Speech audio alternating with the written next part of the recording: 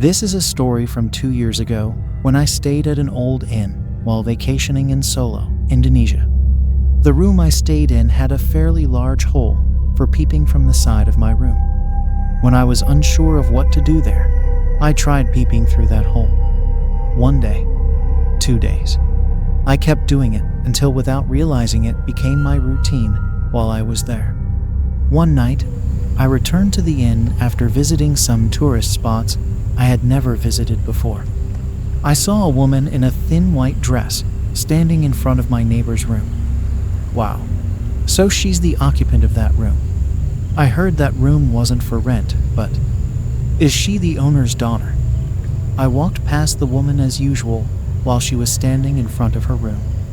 When I opened my room, I was going to greet her, but she was no longer there. Geez, disappeared so quickly.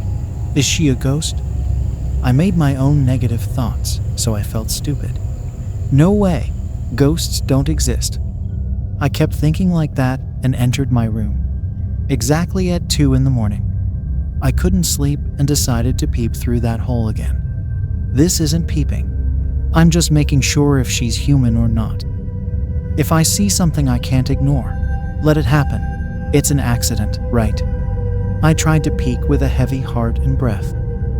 I was ready for whatever would be seen through that hole. Shocked, I saw a pair of eyes peeking from the other side. I shouted as I jumped backwards. I felt like I had committed a crime. I hoped she wouldn't think anything of it when I gathered my courage to speak. I heard a soft voice from the hole. "What do you need?" "Sorry, miss. I didn't mean to." "That's okay. I just came back from the hospital because my illness relapsed 2 weeks ago." I was shocked and worried if there were strange people. When she said that, my heart raced.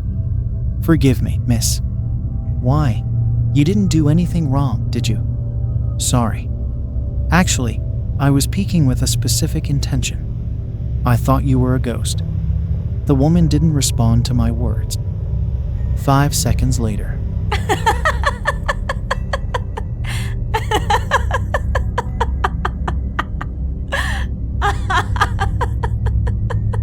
Her laughter broke the silence of the night for a moment. "A ghost?" She laughed out loud. "Seriously? Miss, you're not a ghost, right?" "Oh my. No, of course not. My name is Siska Veronica. Just call me Siska. My name is Jack. That's how I met a beautiful girl named Siska Veronica. Siska has a skin condition that makes her unable to tolerate sunlight. I found out when I tried to take her out after 5 days of getting to know her. She only peeked through the hanging door gap. Her face was pale, just like I had seen a few days ago. Siska never allowed me into her room because she still didn't fully trust me. But even though we couldn't meet face to face, we often talked through the hole between our rooms. I told her various stories from my hometown. Siska didn't talk much about herself. She invited me to talk when night fell. During the day, she slept. "So today is your last day here?" "Yes, Siska. I get to meet you one last time. Our first meeting, I didn't get to greet you because you disappeared right away." Siska fell silent for a moment, then said, "Jack, do you want to hear my story?" "A story? Whenever we talk, you always avoid this question. But okay, I'll listen." Siska Veronica was ostracized by her own family because she always caused them trouble. She was brought to this inn a year ago and spent her time alone. The hole inside the room has always been there, and it always invites anyone in the room to talk. I kept doing it until unconsciously. It has become my daily routine. "Weird, isn't it?" said Siska while laughing. "No, it's not weird at all. It's understandable since you live alone there. You must feel lonely, right?" I tried to comfort her. I'm lonely. My family never visits me anymore, and they've also stopped sending money to me," Siska replied. I never thought this conversation would get heavier. I managed to steer her towards other topics. The next morning, I prepared to leave that room. I intended to peek at the hole for the last time. This time, I saw Siska's hair spread out. She seemed to be asleep next to the hole. "All right, man. Here's the key," I said as I handed the key to my room to the innkeeper. "How was it in Solo? Did you enjoy it?" the innkeeper asked. "Yes, it was enjoyable. Especially the neighbor next to my room," I replied. "The neighbor? Room 404? The innkeeper was surprised. "Yes.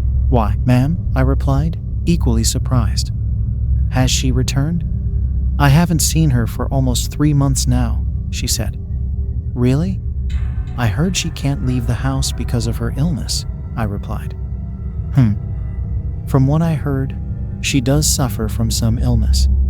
After talking about many things, I returned to explore the hallway where I rented a room and stopped at Siska's room. "Siska, I'm leaving now, okay? Sometimes visit your neighbor. Don't stay alone there."